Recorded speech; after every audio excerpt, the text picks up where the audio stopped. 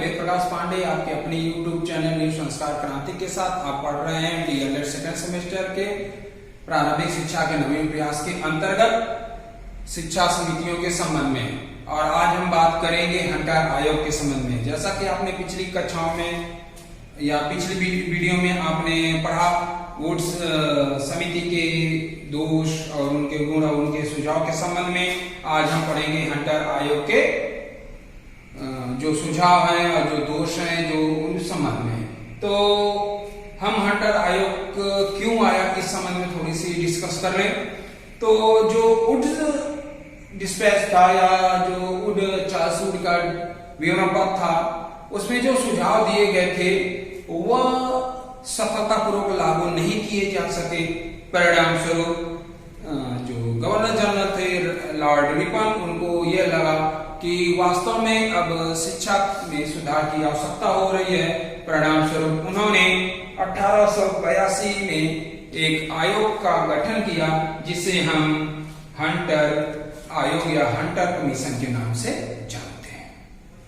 Hunter commission में कुल सदस्यों की संख्या 20 थी। कुल सदस्यों की संख्या 20 थी, जिसमें से भारतीयों की संख्या 7 थी। और इसका गठन 3 फरवरी 1882 ईस्वी में हुआ था और इसने अपनी रिपोर्ट 1883 ईस्वी में प्रस्तुत की। इसलिए हंटर आयोग के लिए हम 1882-83 का ड्यूरेशन समय रखते हैं। जो अध्यक्ष से सर विलियम हंटर, इसलिए इसे हंटर आयोग के नाम से भी जानते हैं। जहां तक इसमें भारतीयों के प्रश्न का कि कौन कौन से भारतीय थे, तो इसमें भारतीयों थे वो थे सैयद महमूद, केटी तैलंग, PR मुदालियर, महाराजा जितेंद्र टैगोर,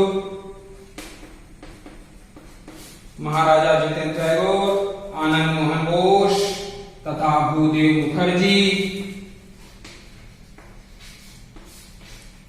मुखर्जी तथा हाजी मोहम्मद गुलाम। ये भारतीय सदस्य थे जो कि हंटर आयोग में शामिल थे और इन सभी लोगों ने मिलकर अपनी संस्कृति प्रस्तुत की और शिक्षा के संबंध में अपने जो भी योगदान है का वर्णन किया।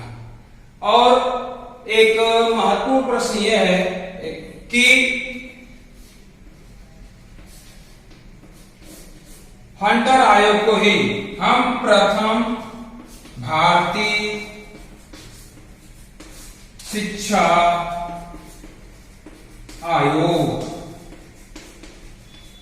के नाम से जानते हैं। कभी कभी आपके प्रश्न पूछ देता है कि प्रथम भारतीय शिक्षा आयोग कब गठित की गई, तो नॉर्मली आपको कहीं मिलता नहीं है क्योंकि इसे हम हंटर आयोग के नाम से जानते हैं। परिणाम स्वरूप आपके क्वेश्चन गलत हो जाते हैं। इसलिए आप इस बात को कंठस्थ कर लें कि हंटर आयोग को ही हम प्रथम भारतीय शिक्षा आयोग के नाम से जानते हैं। अब आते हैं हंटर आयोग के सुझाव के संबंध में। हम बात करते हैं हंटर आयोग के सुझाव के प्रश्न में। जहां तक हंटर आयोग के सुझाव का प्रश्न है, तो इसमें पहला सुझाव हंटर आयोग ने यह दिया कि जो शिक्षा है वह जन सामान्य की शिक्षा में विकसित हो।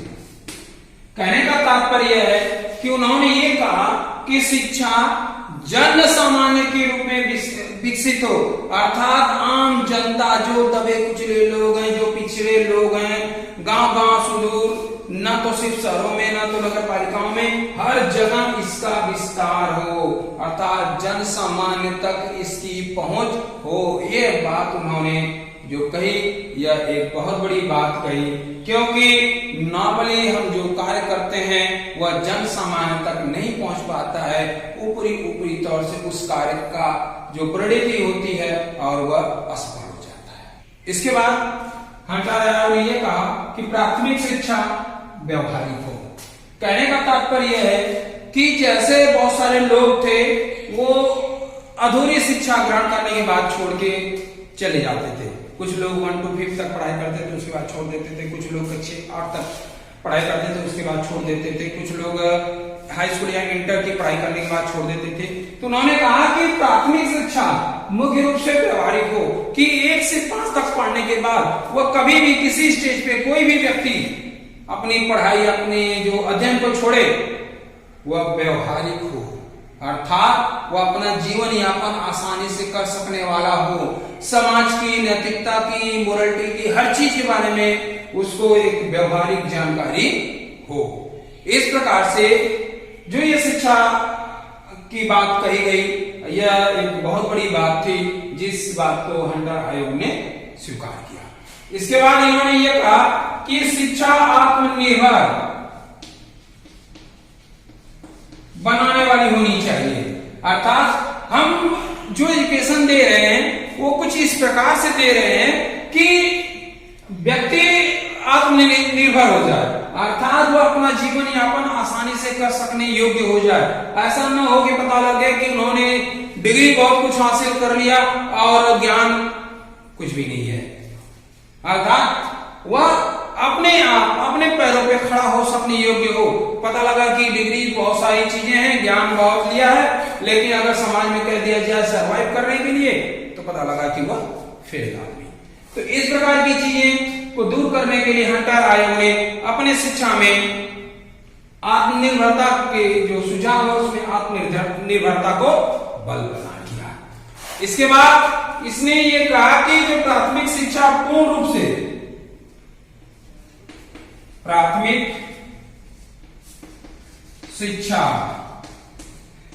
पूर्ण रूप से संरक्षण में होनी चाहिए, पूर्ण रूप से संरक्षण में होनी चाहिए, और यह संरक्षण सरकार का हो, स्थानीय निकाय का हो, जिला परिषदों का हो, अर्थात अभिभावकों का भी हो सकता है। संरक्षण में अर्थात उनको पूर्ण रूप से केयर टेकर के रूप में व्यवस्थित किया जाए और प्राथमिक शिक्षा लागू की जाए। इसके बाद आगे उन्होंने ये कहा प्राथमिक शिक्षा का जो भार हो वह नगर निकायों और जिला परिषदों पर हो, वह नगर निकाय एवं जिला परिषद पर।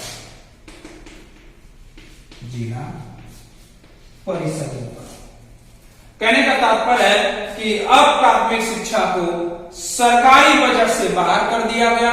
अब इसके संबंध में जो कुछ भी भार था वह नगर परिषदों या नगर निकाय और जिला परिषद के ऊपर या नगर पालिका के ऊपर थोप दिया गया। इसके अलावा यह भी कहा गया कि शिक्षा के ये लोग जो नगर निकाय या नगर पालिका या जिला परिषद हैं, ये लोग अलग से पृथक कोष का निर्माण करें,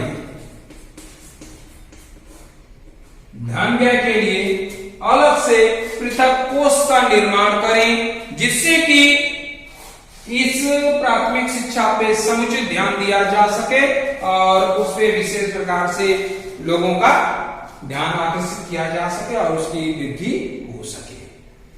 इसके बाद जो सबसे बड़ी बात कही गई इस कमीशन में या इस आयोग में, वह यह कहा गया कि पूरे देश में, ये एक महत्वपूर्ण सुझाव है, पूरे देश में एक समान पाठ्यक्रम लागू। यह एक बहुत बड़ी बात उन्होंने कही कि पूरे देश में एक समान पाठ्यक्रम लागू हो। इसके अलावा इस आयोग में यह भी कहा गया कि जो एससी, एसटी और ओबीसी हैं, उनके लिए विशेष शिक्षा का प्रावधान हो, विशेष शिक्षा का प्रावधान हो। एससी जो अनुसूचित जनजाति और अनुसूचित जाति और अति पिछड़ा वर्ग के लोग हैं, उनके लिए विशेष प्रकार की शिक्षा का प्रावधान। इसके बाद इन्होंने यह भी कहा मुसलमानों के लिए अलग शिक्षा की व्यवस्था की जाए। मुसलमानों के लिए अलग शिक्षा की व्यवस्था की जाए। और इसके बाद इन्होंने यह भी कहा कि स्कूलों के लिए भौतिक संसाधन की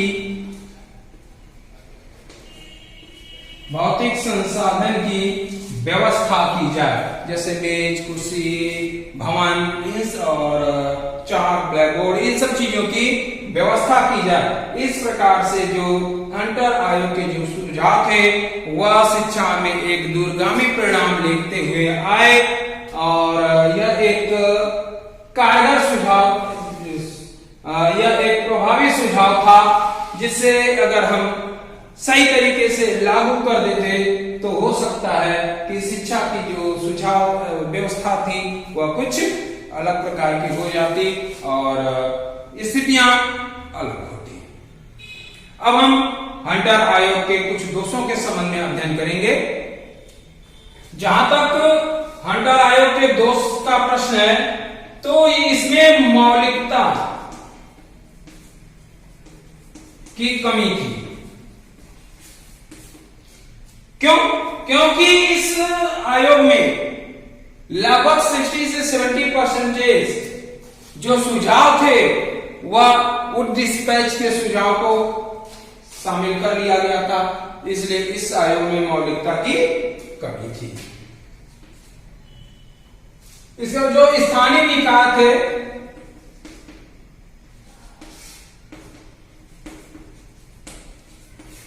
अब उनके पास धन की कमी थी। क्यों? क्योंकि जब स्थानीय निकाय या जिला परिषदों को यह कहा गया कि आप प्राथमिक शिक्षा की व्यवस्था देखेंगे, लेकिन उनके पास धन की किसी प्रकार की कोई सुलभता उपलब्ध नहीं थी। सरकार उनको किसी प्रकार की कोई सुझाव या किसी प्रकार की कोई सहायता अवेलेबल नहीं कराती थी। परिणाम स्वरूप उनके पास धन की कमी हो गई और वे अपेक्षानुरूप अपने कार्यों को अंजाम नहीं दे पाए। और सबसे बड़ी बात यह थी कि इस कमीशन के सुझाव के परिणाम स्वरूप सांप्रदायिकता में बढ़ावा हुआ।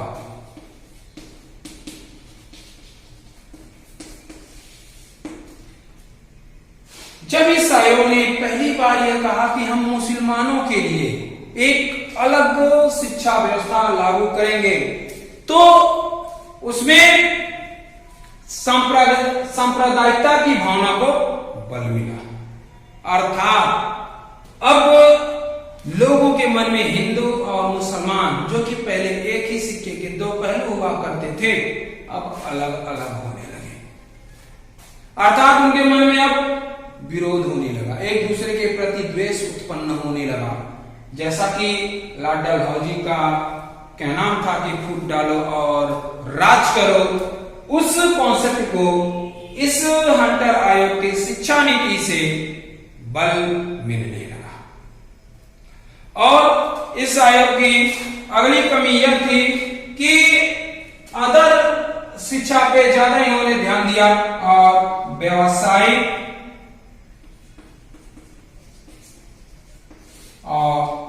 एवं प्रशिक्षण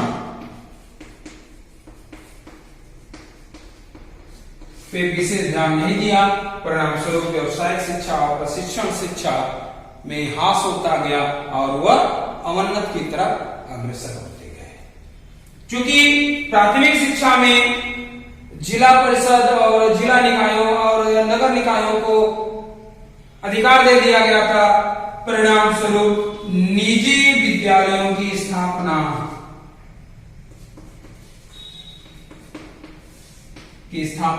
तीव्रता के साथ हुई। और चूंकि जब निजी विद्यालय रहेंगे तो यहाँ पे स्वार्थ निजी रहेगा, और स्वार्थ निजी रहेगा तो शिक्षा भी गुणवत्ता में प्रभाव पड़ेगा। जो कहा जाए तो संख्या में वृद्धि हुई लेकिन गुणवत्ता में ह्रास हुआ। इस प्रकार से आपका यह हंटर आयोग आज समाप्त होता है। हम अगले वीडियो में हम अगले किसी आयोग की चर्चा करेंगे।